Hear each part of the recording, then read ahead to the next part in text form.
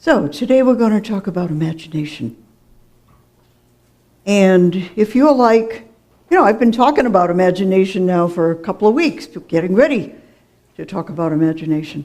And it's been very interesting. People's responses have been like, oh yeah, imagination, easy peasy. We all learned how to imagine when we were little kids, right? What's there to talk about? It's about little kids. Well, yeah. But I'm going to suggest that we might want to find our imaginations in storage and dust them off and polish them up for powerful grown-up living. Because we weren't created with that gift of imagination just for child's play. We were gifted with that powerful imagination to use as our primary tool for creating our life experience and for creating love and good in the world. That's the power of imagination. A little bit more far-reaching than dollhouses or cowboys and Indians. Right? I mean, that was good practice.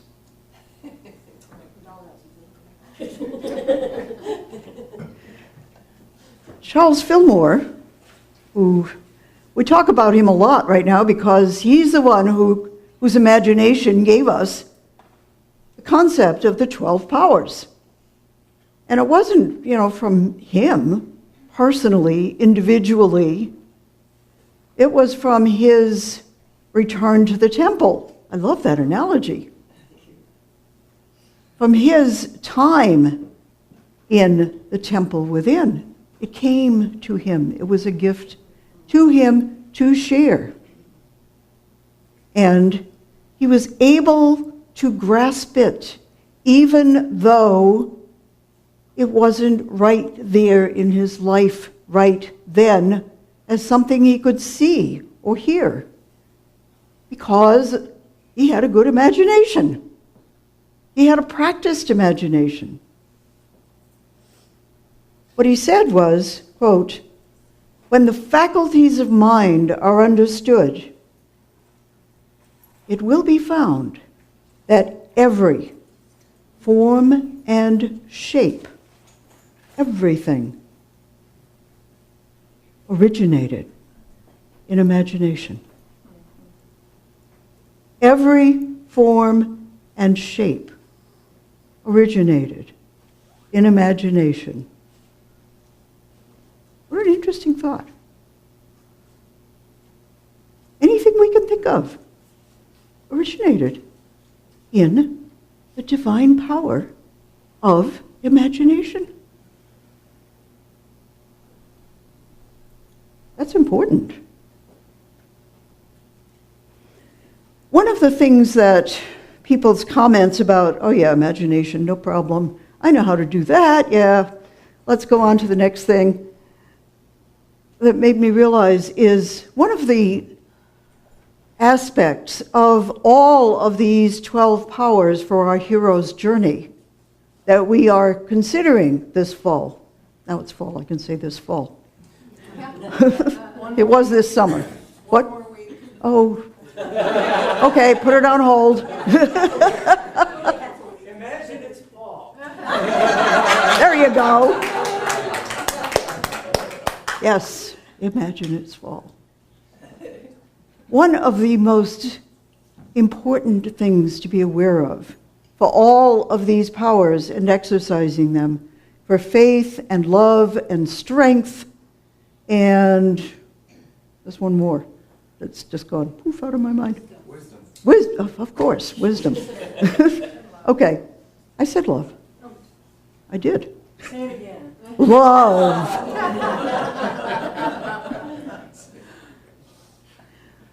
that it's really important to know that we can exercise them at different levels of consciousness. We can exercise all of them in the real, material world. We can be wise in conserving resources, in saving money, just for an example. We can love from our personality. We can believe based on our human experiences. We can be strong physically, right? And emotionally. And those are physical. Those are in the relative realm. And those are great. The thing is, in the relative realm, it's also possible to kind of get off center with any one of them. It's possible to love unkindly, to think we're loving. Call it love. If we're smothering somebody, if we're doing something that's not in their best interests, we can call that love. But it's not. It's possible to, like I said when I was talking about wisdom, I haven't found any way of being too wise. Maybe somebody knows one. It's certainly possible to be too strong and to become cruel. We have to pay attention in the relative realm that we're focusing on the general good. But when we go inside into the temple, then whatever we imagine generates love, loving energy that impacts more than us as individuals. It flows out into the world when we go within. And it doesn't matter if we decide to go within to the temple to help us deal with a personal issue, a personal tragedy, or if we're thinking about a war. The place to go is still within. And whatever we imagine as good, as general good, as spiritual good, will add positive energy in the world. So it's good to know when we're talking about these powers that can be only human, that we can also make them universal by being aware not only of ourselves, but of the power within. And we go into the quiet and we ask for guidance and we open up to guidance. That's where we want to come from with all these powers. So coming back specifically to imagination.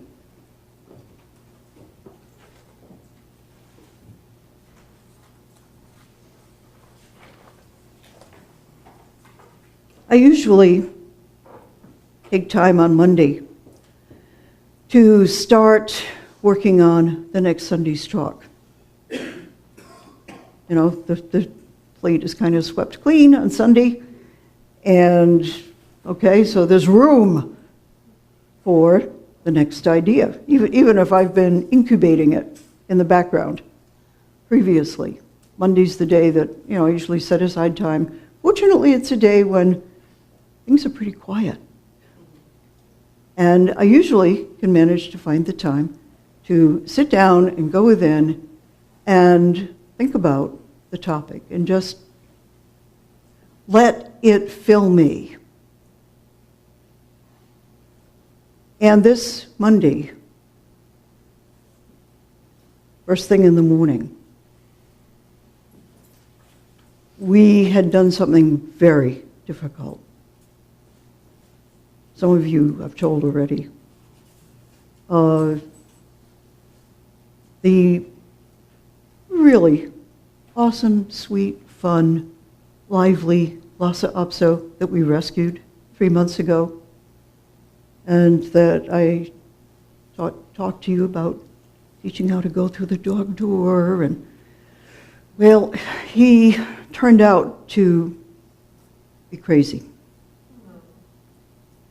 And more as he relaxed, he went into spontaneous attack mode with no provocation.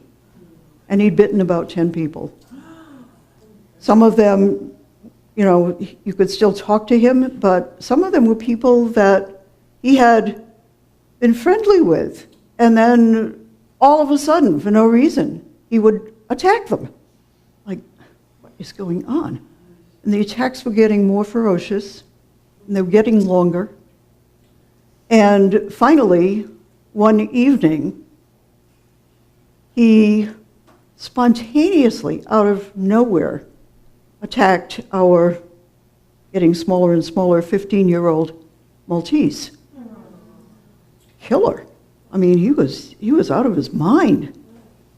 And Nancy intervened, and she's way braver than I would be. Picked him up by the tail and the collar to separate him from the Maltese, and then he turned on her. And he was absolutely out of his mind. You know, we couldn't connect with him. And so we threw him in a crate to let him quiet down, and he did. But we looked at each other and thought, this is not something that we can train for. He doesn't have any idea, any control. It just switches. It was really a weird experience. We called several readers to talk about what we had observed, and everybody said, you have to put him down. There's no way to medicate that. There's no way to train for that. And he had attacked our vet and tried to bite her, so she was on board.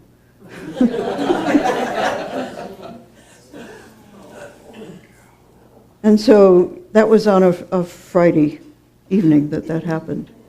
So we made the first appointment for Monday morning before we lost courage to bring him to the vet. So that was Monday. Time to write a talk. Imagination. I didn't feel like imagining anything, I have to say. We were both in tears most of that day. I'm still bursting out crying at odd intervals, you know how that goes. And I thought, okay, imagination. This is a good opportunity to apply a positive imagination, my power to create love. And I did. I thought, okay, I'm going to take this opportunity. So, first of all, I wrote a little bit, just trying to get myself centered. Quote, I'm very aware at this moment of how my imagination can either help me to shift my emotional energy into love and peace, or instead lead me to embroider my sadness into a masterpiece of misery. We fell in love with him. We were miserable and guilty feeling like, oh, I mean, I put a spider outside, right, so I won't kill him. I know that whatever thoughts I allow to have power over my mind and heart will spread out and affect others. Do I want to give that power to my hurting feelings? No, I think instead I'll turn my attention to what will work best for us and what will create the energy of love. By connecting with love within and using my powerful divine imagination, I can create a scenario of fulfillment and joy, even from this pain. And that's where I stopped quoting from what I wrote. And I stopped writing, too. And at that point, I went into meditation.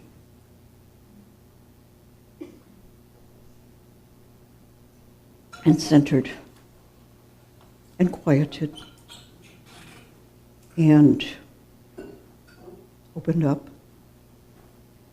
And listened.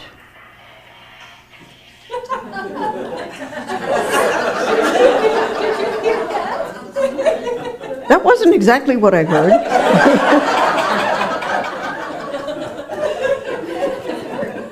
It's okay.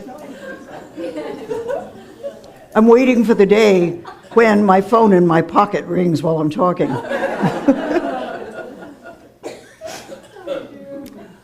So, from that peace that, I centered into, I was led.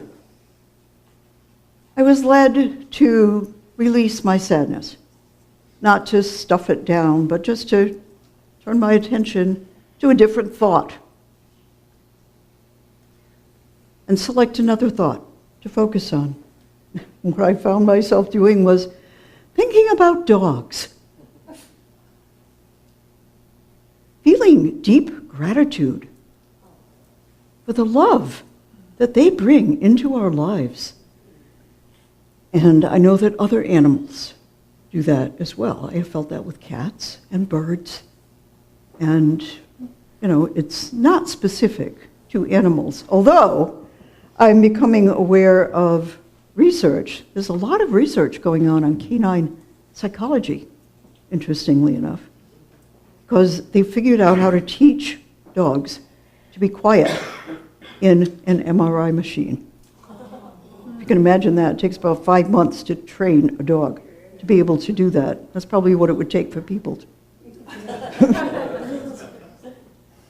What they're finding out is that by the time puppies are 2 months old, 8 weeks old, they respond way more directly and intuitively to what human beings are feeling than any human ever shows. Wow.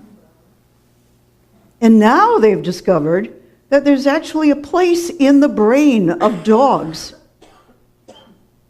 The only use they make of that place in their brain is to read human faces and to love people. That lights up only for that purpose. And it's not because we feed them, in case you ever wondered. With cats, it might be because we feed them. I don't think so, though. I really don't. The connections that I've seen cats have with their humans, I think that's true for them, too. But they've also tested, the brain response to food. And dogs light up way more to the face of a person they love than they do to food. Wow, is that something to be grateful for? Yes. It's amazing. What an amazing discovery about the oneness of the universe. It's just one little aspect. So then, after I was able to relax into being grateful for love, for feeling it, for experiencing it, for having had it so much in my life, I was led to start envisioning, okay, so what do we really want in our next dog? This didn't work out. And we want a dog who's lived in a home, who's had love in its life, who has basic life skills, who's young, and who's kind of small. Oh, I spent some time envisioning that. And then, once again, I found myself led to move out from focusing on our perfect next dog. Again, feeling gratitude for the love that we experience in so many ways in our lives. And by the time I got to that point and was able to be grateful and to affirm the vision that I had gone through, the imagining that I had gone through, it was very interesting. I felt buoyed. I felt uplifted. I felt joyful. It was such a transformation. And it was, I'm still grieving the dog. I'm still bursting out in tears at strange times. That's the way grief works. But it's not my focus, because all of this other imagining intervened and shifted where my heart and my mind were going. It's such a simple personal example of imagining. Would anybody define that other than just imagining? Anybody recognize the elements of prayer, of affirmative prayer, in that time that I spent within? And indeed, our imagination is our power to connect within and to create, to think about, to generate thoughts about good, and to give ourselves to those thoughts. And that's not a bad definition of prayer. Go within, connect, imagine, affirm, appreciate, claim. It's pretty much the same process. And the meditation just leads into the act of prayer in that definition of prayer. It's all connecting. That's basically what it's all about, is the connecting with what is greater than us. And even such a, obviously, powerful but limited experience as losing a dog can lead to connection. And that's a pretty good thing to do with those challenging moments that we experience. And if you think about the people that have made great changes in the world, it's all based on their imagination, on their ability to connect and to envision and to imagine something better. I mean, you can go down a whole list: Einstein, Martin Luther King, Gandhi. All these people were working from their imagination of what is love. It is extraordinarily powerful. And that's the idea of imagining that I invite you all to take away with you today. And during the week, think about, how can I use my imagination right now in response to whatever events are going on in my life to make the world a better place, to be connected with love, and to picture love in all of its infinite manifestations. One is just as good as the other. So, happy imagining.